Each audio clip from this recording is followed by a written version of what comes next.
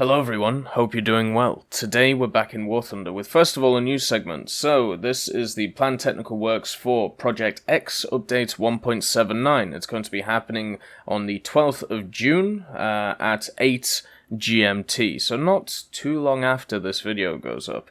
So just be aware of it. You won't be able to play the game for a couple of hours, and update 1.79 will be released. So all of the dev server stuff, which I have talked about over the last week or so, will be available for you in the game. Now, talking about dev server stuff, it's time to have a look at another data mine from our main man, Mike 10D.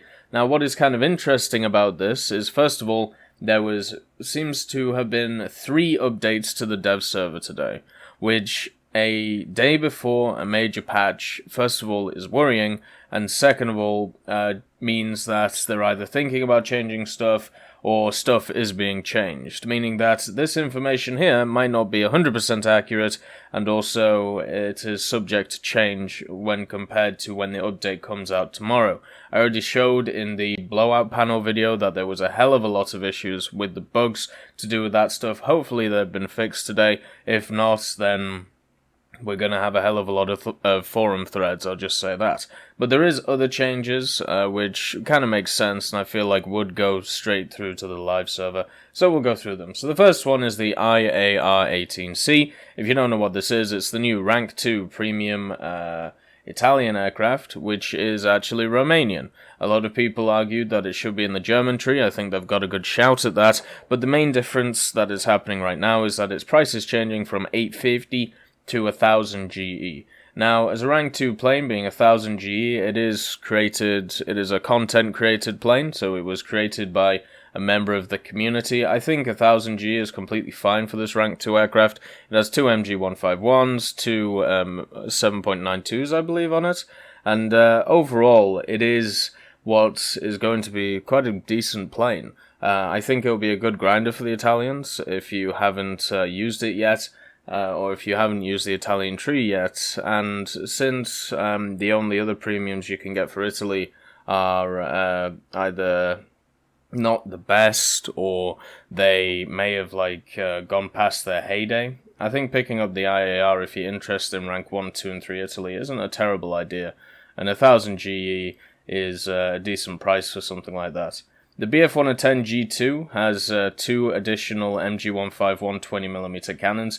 Now this is something interesting. So the G2, when I tested it on the dev server, this is the one which has the 2 MK108s and the 2 20mm MG151. So it's the 3.7 one, the highest of the 3 which is in the game right now. And you could add add-ons to the guns of this machine. You could add a 37, then you could add 2 more MG151s, giving you 4 20mm and 2 30s.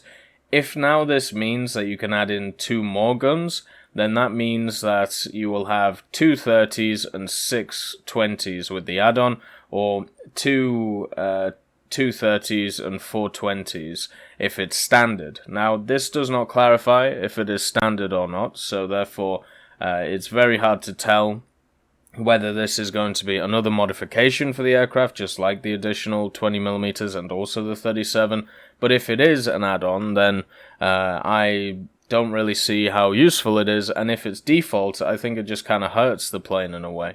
Also, when I was testing the G2, there was a bug, and the bug was when the 37mm was mounted, the 2 20mm which were stock on the machine, the holes which they came out of were covered by the 37, so all you saw is the flames from the end of the guns, or whatever you want to call them, like the sparks. You know, that little effect that happens in War Thunder, and what happened was, those guns were just completely invisible. They weren't even there on the X-ray. So, if this is talking about that, then fair enough, we're just going back to what it was, what it should be. But if it's talking about an additional modification again, then it is another firepower upgrade for the G2. Now, I don't think the G2 needs a firepower upgrade. If anything, that'll just make the center of the aircraft too heavy, and it doesn't need any extra weight. 2 30mm and 2 20mm at 3.7 is enough to annihilate a target. You don't need 4 of the 20s, you don't need 6 of the 20s, and if you want to take it for the ground striking role, then it's just going to make you heavier. So overall, even though it's more firepower, you're getting to the point where it's turning into like a DO217 deal, where you have too many guns on the front of it that you don't need, and the whole aircraft is just too heavy because of it. It has too much going on for it to be viable. Now, it's, as I said, it depends if this is a modification or not. If it's a modification, I don't think anybody uses it. If it isn't a modification and it's standard, I hope the bug with the 37mm is sorted, and also I don't think it's necessary from a gameplay point of view. If it's historical, fair enough. To be honest, the G2 could have many different configurations depending on how you feel like it. So it could be historical, it could not. But yeah, overall, I think it's a little bit of a detriment to it. I know a lot of people are going to be like, well, more firepower, isn't that a great thing? Not always. There's also 2 new 3D decorators, so this is not decals, these are decorators for ground vehicles. The FIFA Cup and the Super Cup. No, sorry, there is one new 3D decorator. It is the FIFA Cup, and in-game it will be called the Super Cup. Now, what do we have coming up very soon? Well, it's the World Cup in Russia, isn't it? And when we've ever had tournaments such as the Olympics or the Euros in past years, Gaijin has put on little events for them. And for the Euros last time, what they did was they gave you a set of challenges and you were able to get flags of every country which was participating. I would love to see that again. I would love to get more flags in the game so I could put them on my machines. And also, if it's a 3D decorator, the Super Cup, I hope that's not for a tournament, and it's just something that everybody can get, because it would be nice to have a trophy just to put on your vehicle every once in a while. So let's go to some interesting changes. Now, if I get any of these wrong, just understand it is down to ignorance, since it's kind of hard for me to interpret the data. So the first one is the Type 90. So the turret NERA. So the cheek, the equivalent is up by 18%. The max effective thickness is also up to 200mm.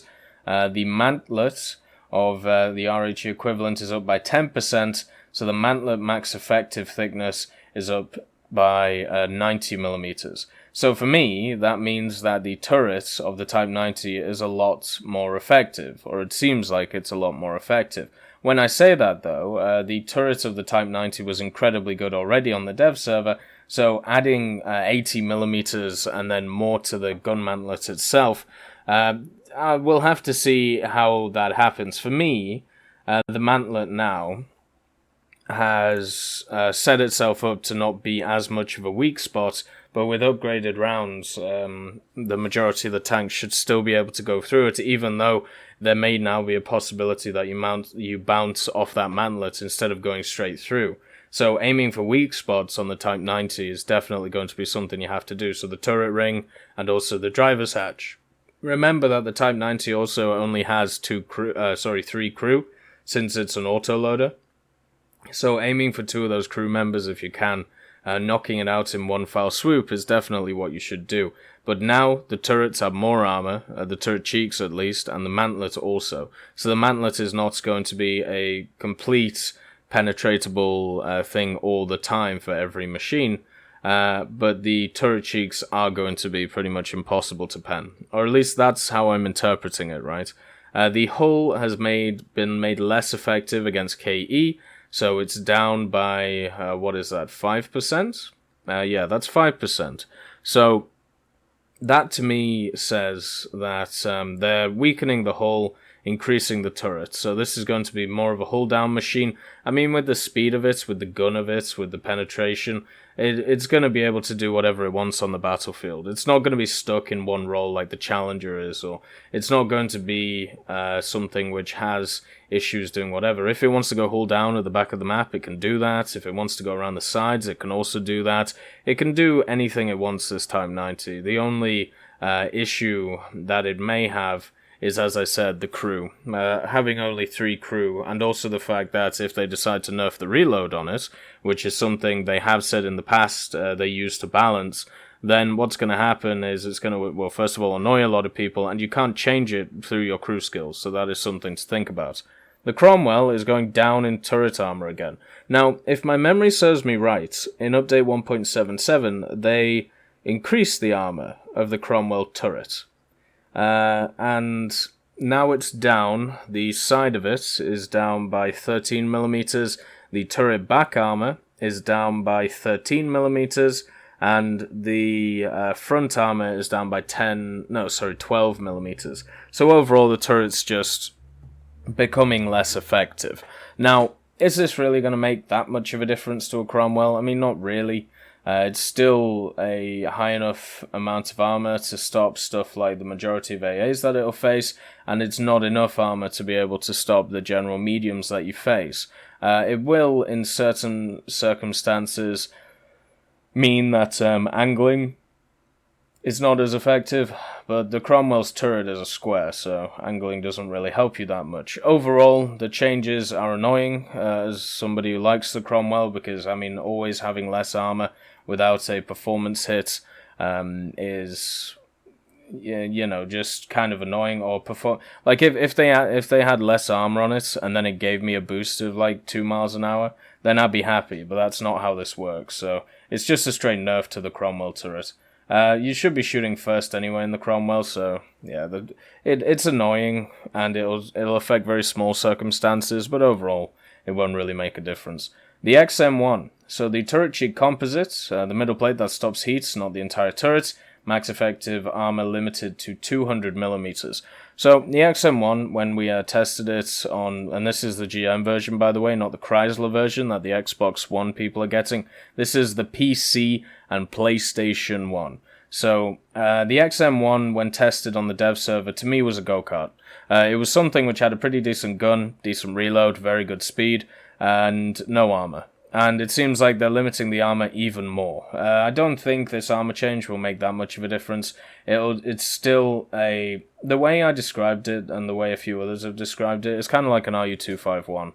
So it's very fast, it's got an okay gun, it's just got no armor compared to what people can throw at it.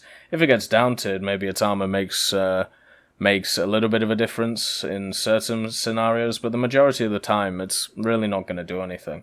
On top of this, I would actually hasten it more to something like a Hellcat, apart from without hull break. So that is how I see it. A lot of people think it should be downed in BR. I think we need to have testing on it to see, because it's another one of those machines, like if you lower its BR too much, it'll become a very high-skilled premium where the majority of people will do bad in it. But those few players which do well in it are going to do really well in it, very much like the RU-251. So it has all the attributes to being really good, but it also doesn't have any fail-safes for people who are not sure how to play it or haven't played the game that much. Very much similar to how the IS-6 is the opposite to that. Has a lot of fail-safes on it, so at least it used to when it was lower BR. Now it's a little bit better, but it still has a lot of fail-safes to it for new players, which is why an IS-6 is a better premium for a newer player compared to an RU-251 or an XM1. The T64B, the upper front plate, backing plate max effectiveness is 110mm to 200mm, so this will help out the T64B a lot. I showed on the dev server the other day that it was going to get creamed by pretty much every round that people are going to be firing, or at least the upgraded rounds. Understand that when I look at vehicles, I look at them from their spaded and complete 100%, you know, where they should be. Or at least, you know, because that's how Gaijin balances them. They balance them on the fact that they're a fully upgraded vehicle. So I think it's worth looking at them from that point. If you want to get into the minutiae of talking about different rounds, such as stock rounds and stuff, then it's useless. Because then we get into this whole issue where we have to think about the stock versus spaded idea. Should vehicles have different BRs? How, if you have a stock vehicle, should it have a lower BR even though it's spaded, it will dominate? You've got all these things to think about. It's much easier just to do it from a point of view where they're all fully upgraded. So the 200mm will help. We're going to have to do some more testing on the upper glacis of the T64B, and also this doesn't benefit the kill shot, which is the driver's port. So you're still going to have to hide that, which is fine. I'm sure a lot of people do. Hopefully, I mean, it's 90mm, and I wonder if that affects all of the plates or just the one plate. If it's just the one plate, it will make a difference. If it's all the plates, it may become the monster that it was when update 1.77 dropped with its upper front armor and its turrets. The 128mm K40 will now perform better at 30 and 35 degrees. I'm pretty sure this is the Stirrer Mill gun. The 128mm did get a buff in its penetration values when we looked at one of its shells. So overall, they're buffing the Stirrer Mill twice. Will it make a difference? No, because the Stirrer Mill has more problems which you can't fix. Like, it doesn't have a turret, its reload is too long, the shell doesn't auto-kill anything like it has to, so yeah, it's kind of like Cent Mark V territory, where it has too many issues for it to ever be really good. High-tier HeatFS. Now, this is an interesting one. So the following HeatFS will now act more like a HE round than they did before. When they changed heat, the AMX30 and stuff like that, just heat in general, they gave it the properties of HeatFS on how the post-pen damage. So now HeatFS is going to act more like HE. My guess is heat is as well. So heat is going to be more effective than HE, just like HeatFS is. Now this affects some of the top tier vehicles, so we're looking at the Rheinmetall L44, so Leopard 2K, Leopard 2A4 gun, the 125mm 2A462, which I believe is the Soviet gun on the T64, the 150mm U6TS of the T62M, well there you go, that's the T62M1's gun, and then the AMX40's gun, the 120mm. So what we're seeing from this is they're going to have a lot more damage post-pen. If you've ever seen a T64 hit, hit like a cupola or something, it will annihilate whatever's in the turret. Well, just add that to also being able to penetrate stuff. And what you'll see is the HeatFS round will go in and just expand and annihilate everything. So it looks like a lot of people were saying that there was Hesh buffs and all of this stuff. No, Hesh seems to be pretty much where it was before, but HeatFS is getting a big buff to it, and it makes sense, because a lot of these vehicles, it is the stock shell for them, like the Rheinmetall and the Type 90's gun, and also the AMX40's gun. HeatFS is standard, so they're going to have to do a little bit more damage to be able to get the modification grind. Otherwise, people are going to get really annoyed just bouncing constantly off these 9.7 tanks. But yeah, that is interesting. It's gonna be interesting to see how it plays out.